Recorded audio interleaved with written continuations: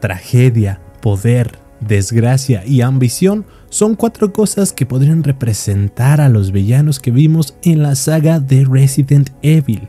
Y es que, desde que Capcom hizo los remakes, muchos de los nuevos jugadores pudimos accesar a esta mítica saga de zombies y criaturas raras, creepies y antológicas. Es curioso pensar que la mayoría de las sagas cinematográficas e incluso en videojuegos se centran en zombies como el peligro principal, mientras que el desarrollo de las historias se centra en si los protagonistas pierden su humanidad ante los peligros latentes que los acechan. Pero Resident Evil no solo continuó con la fórmula del peligro zombie, sino que agregó una característica especial: sus jefes o villanos cuyas historias, mecánicas y transformaciones finales se vuelven un reto para los jugadores y un trauma para los protagonistas de cada entrega.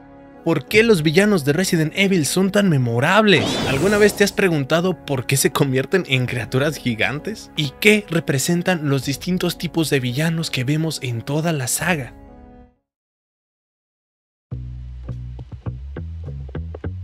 Hey, ¿qué onda amigazos? Welcome back to Reload. Hoy en la sección de Reenfocando el Gameplay analizaremos qué hace memorable a un villano en Resident Evil. Antes de continuar, te comparto que este año nos propusimos llegar a los 100 suscriptores. Al momento de grabar este video estamos casi cerca de la meta, así que si eres nuevo en el canal y te gusta el contenido, te invito a suscribirte y dejar tu like, ya que así me motivarías a seguir trayendo contenido de Resident Evil y de otros videojuegos si es que así lo desean. Así que no olvides dejarlo en los comentarios. Por último, te invito a ver los otros videos que tenemos en el canal disponibles sobre Resident Evil 7 y Resident Evil 8. Sin más que añadir, hora del Reload.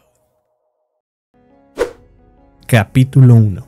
La fórmula de los villanos en Resident Evil. En la saga de Resident Evil he podido encontrar distintos tipos de villanos, pues para mí la tragedia, el poder, la desgracia y la ambición son conceptos característicos que hacen que un villano se sienta parte de este mundo.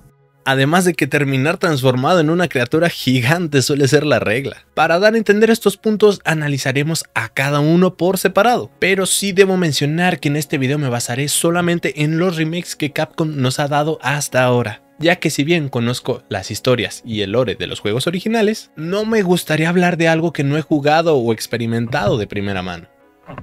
Por lo que villanos con ambiciones como Albert Wesker, Oswald Spencer, Lord Saddler y algunos más serán omitidos para este video. Quizá la más cercana a este tipo de villanos vendría a ser Madre Miranda, pero a ella quiero analizarla en un video aparte, ya que sus ambiciones me parecen muy distintas o más humanas a las que tenían los personajes anteriormente mencionados. Ahora también debemos entender que la magia de los villanos no los hace caer en una sola categoría, por lo que puede que muchos de ellos se repitan en varios tópicos. Así que, considerando lo anterior, descubramos al primer tipo de villano, el trágico.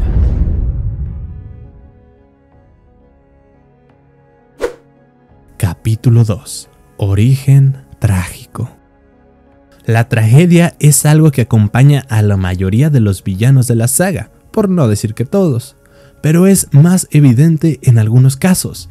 Donna Beneviento es un ejemplo claro de este tipo de villanos, pues su vida estuvo marcada por la tragedia desde niña, pues ella era una niña insegura debido a una marca en su rostro, además de perder a sus padres a una temprana edad, dejándola vulnerable física y mentalmente. Siendo adoptada por Madre Miranda, pasó a ser un peón más de sus planes.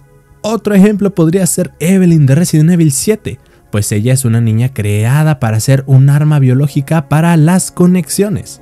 Su historia es trágica, ya que le arrebataron toda oportunidad de tener una infancia normal, además de negarle el cariño de una familia real. Y quizá me adelante un poco, pero me gustaría denotar que la diferencia que tienen estos personajes trágicos con los villanos en desgracia es que estos cuentan con un raciocinio y son parcial o completamente conscientes de sus actos, por lo que pueden ser motivados por miedos, enojos u órdenes ajenas a su voluntad.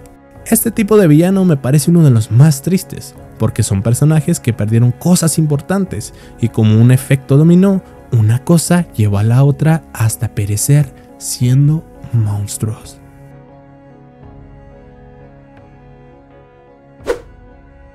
Capítulo 3. La búsqueda desesperada de poder.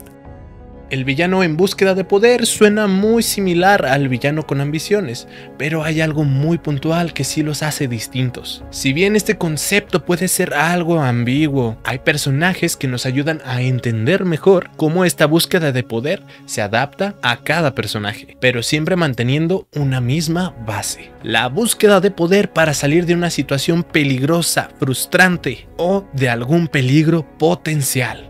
Heisenberg, el Dr. William Birkin, Lucas Baker, incluso Morrow podrían caer en esta categoría. Heisenberg buscaba ser libre del dominio de Madre Miranda, creando un ejército de cyborgs con el CADOW. William Birkin se inyectó el virus G al ver que su trabajo le estaba siendo arrebatado de las manos, llevándolo a mutar en un ser abominable al que Leon y Claire se enfrentaron. Morrow seguramente creyó que al ser infectado del CADOW podría ser más respetado como Heisenberg o Alcina, pero no contaría con que el CADOW lo llevaría a mutar en un ser grotesco.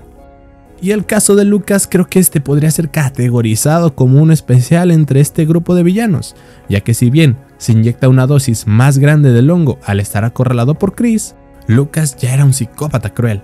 Su búsqueda de poder lo hizo no solo deshacerse de las víctimas que caían en la casa de Baker, sino también con el equipo de científicos que las conexiones le dieron, un ser más que despreciable dentro de este grupo de villanos.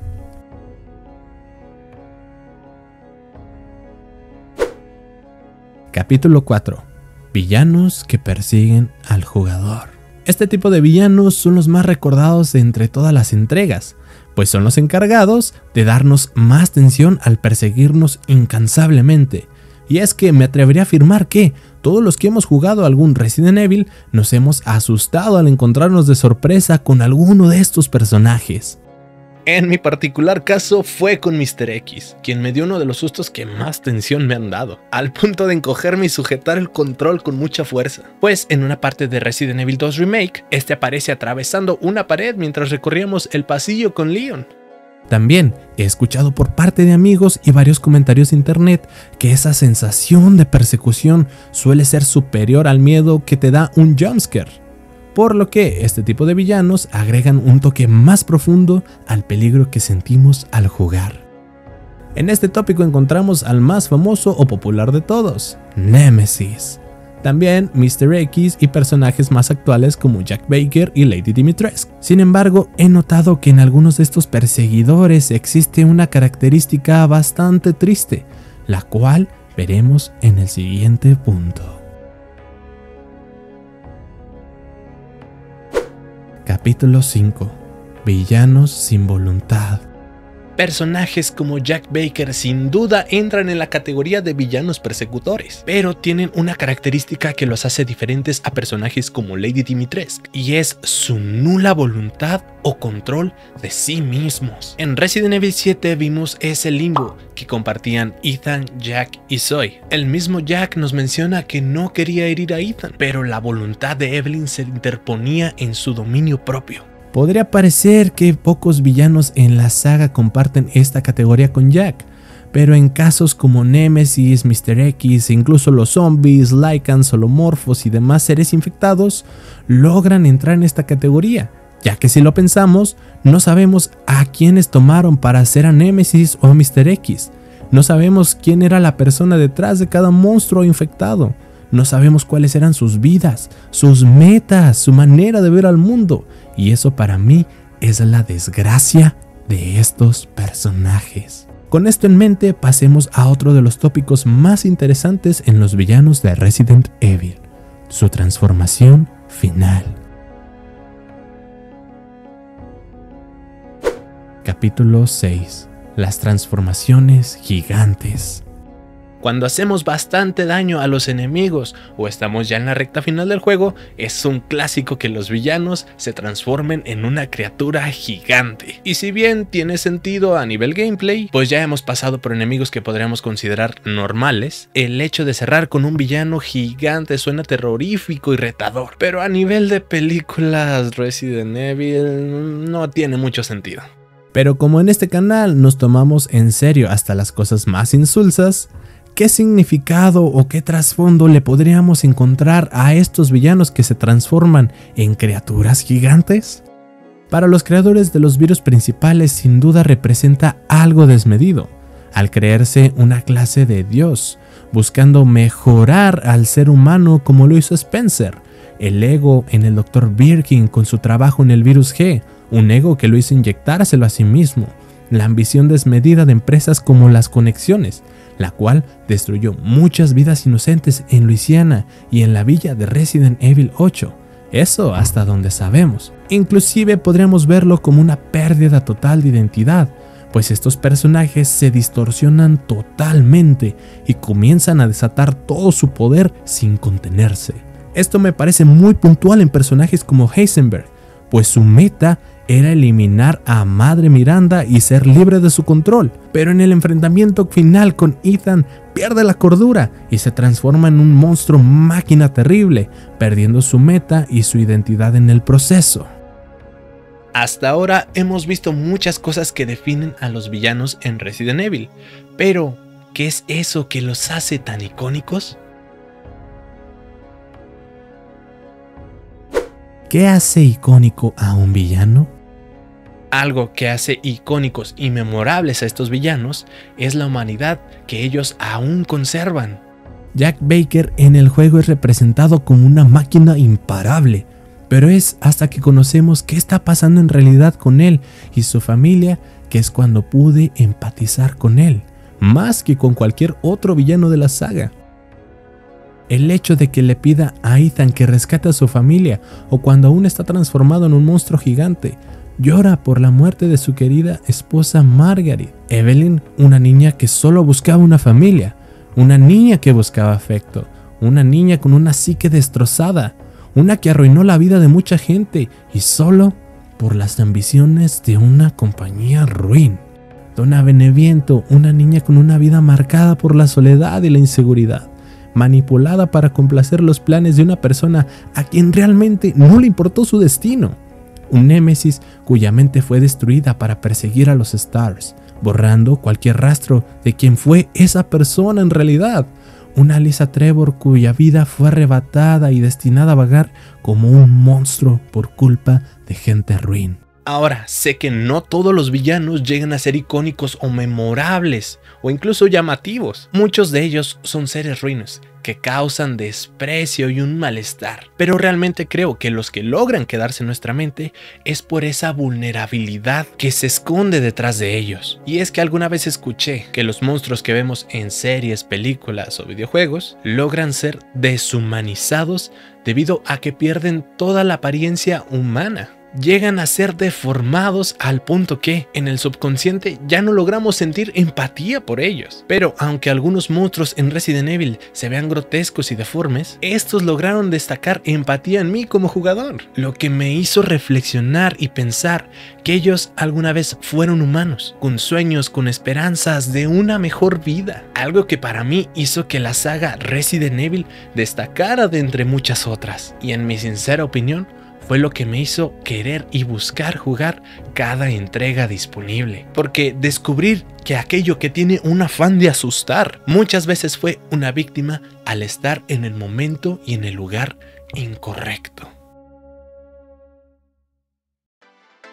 Me gustaría que compartieras tu opinión sobre qué villano se quedó en tu memoria y cuál villano fue el más icónico para ti. Dime, ¿lograste sentir empatía por alguno de ellos? ¿Cuál crees que sea el villano más ruin de todo Resident Evil? Déjame tu impresión abajo en los comentarios, que todos siempre los leo con gusto. Por último, y antes de irnos, me gustaría compartirte que este año nos propusimos llegar a los 100 suscriptores. Así que si eres nuevo y te gusta el contenido, te invito a que te suscribas. Así me motivarías a seguir trayendo contenido como este. Además de invitarte a ver los otros videos que tenemos ya disponibles en el canal sobre Resident Evil. Sin más por el momento, yo soy Hando, que tengas un gran día, que Dios te bendiga y good bye.